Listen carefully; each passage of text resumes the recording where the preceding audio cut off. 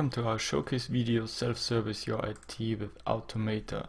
Today we want to show you how to self-service your SCOM environment by providing a service to stop and start the maintenance mode. The idea is to provide your service owners a way that they can start and stop the maintenance mode for their responsible business services. So we have created some distributed applications in our environment. And now I want to start a request for myself.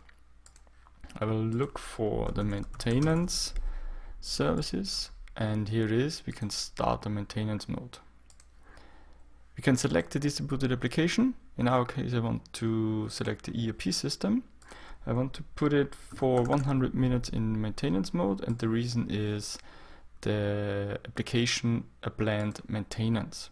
The command is upgrade ERP software, and I hit finish, and after a few seconds the runbook will be triggered, and of course the SCOM DA should be in maintenance mode. Yes, here it is.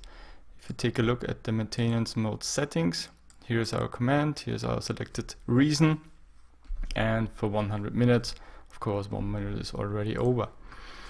If you also want to stop the maintenance mode, so for example the upgrade is finished and you want to start the monitoring again and stop the maintenance mode, you can select the form to stop a maintenance mode. At select distributed application, you can select the distributed application which are in maintenance mode. So we only want to show you these distributed applications which are already in maintenance mode. You can select this and you hit finish, and after a few seconds the maintenance mode should be removed also from the distributed application again. Okay, that's it. So you will find all the information and the links to the blog post and download in the video description.